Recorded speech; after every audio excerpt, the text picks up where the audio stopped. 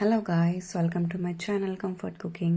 இன்றைக்கி நம்ம பார்க்க போகிறது சிம்பிளாக பண்ணக்கூடிய ஒரு ரெசிபி தான். இது நம்ம தோசை, ரைஸ் இதுக்கு வேணால் ஆட் பண்ணிக்கலாம். இது என்னோட மாமியாரோட ரெசிபி. அவங்ககிட்ட தான் நான் கற்றுக்கிட்டேன். எப்படி பண்ணலான்னு பார்க்கலாமா? ஃபர்ஸ்ட் வந்து நான் காமிச்சேன், ஒரு தக்காளி, கொஞ்சம் பூண்டு, சின்ன வெங்காயம் நிறைய வேணும். அவ்வளோதான். இது அவர் ரெசிபி ரொம்ப சிம்பிளாக முடிஞ்சிடும். இவ்வளோ தான் இன்க்ரீடியன்ஸ். இப்போ நம்ம ஒரு கடாயில் ஒரு 3-4 டேபிள் ஸ்பூன் நல்லெண்ணெய் தான் ஆட் பண்ணணும். அப்போ தான் டேஸ்ட் கொடுக்கும். வேறு சப்ஸ்டியூட் பண்ணாதீங்க. நல்லெண்ணெய் நல்லா ஆட் பண்ணதுக்கப்புறமா எண்ணெய் நல்லா சூடாகட்டும். சூடானதுக்கப்புறமா ஒரு டீஸ்பூன் வந்து கடுகு நல்லா பொரிஞ்சதுக்கப்புறமா நம்ம பூண்டு வச்சுருந்தோம்ல, ஒரு 15-20 பூண்டை எடுத்துக்கோங்க, சரிங்களா? அப்போ தான் நல்லா டேஸ்ட்டாக இருக்கும். பூண்டும் கொஞ்சம் நம்ம எந்த அளவுக்கு வெங்காயம் சேர்த்துருக்கோம் அதில் கால் வாசி வந்து பூண்டு இருக்கணும். அப்போ தான் கொஞ்சம் நல்லாயிருக்கும் சாப்பிட்றதுக்கு. இப்போ பூண்டும் போட்டு கொஞ்சம் கருவேப்பிலையும் போட்டு கொஞ்சம் நல்லா வதக்கிக்கலாம். மீடியம் ஃப்ளேம்லேயே வச்சுக்கோங்க, ஹை ஃப்ளேமில் வைக்காதீங்க. மீடியம் ஃப்ளேம்லேயே பூண்டு கொஞ்சம் நல்லா வதங்கினதுக்கப்புறமா ஒரு 3-4 நிமிஷம் வதக்கிக்கோங்க. வதக்கினதும் பூண்டு வதங்கிடும். வதங்கினதுக்கப்புறமா நம்ம சின்ன வெங்காயம் கட் பண்ணி வச்சுருந்தோம்ல, அந்த கட் பண்ண வெங்காயத்தையும் போட்டு நல்லா கிளறி விட்டுக்கோங்க.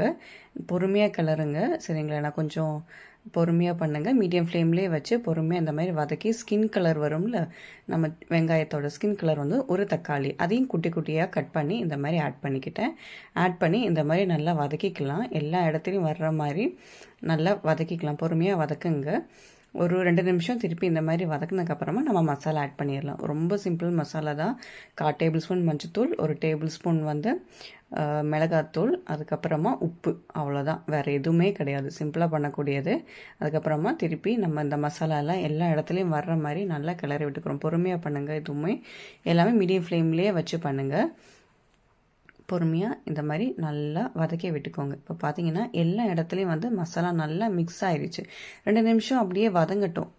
எண்ணெயிலே கொஞ்சம் நல்லா வதங்கினதுக்கப்புறமா இந்த பூண்டு வெங்காயம் எல்லாம் கொஞ்சம் நல்லா மேஷியாக வர்றதுக்காக கொஞ்சம் மூழ்கிற அளவுக்கு தண்ணி ஊற்றி ஒரு மீடியம் ஃப்ளேம்லேயே வச்சு ஒரு 10-15 நிமிஷம் நல்லா கொதிக்க விடுங்க. நல்லா கொதிக்க விட்டு வந்தோம்னா எண்ணெய் நல்லா பிரிஞ்சு வரும். ரெண்டாவது இந்த மாதிரி பார்த்தீங்களா, தண்ணி இப்போ வந்து நல்லா வத்திருச்சு. இருக்கட்டும். திருப்பி எல்லாம் அடுப்பு ஆஃப் பண்ணிடாதீங்க. திருப்பி ஒரு லோ ஃப்ளேமில் திருப்பி ஒரு 10 நிமிஷம் வச்சு எடுங்க.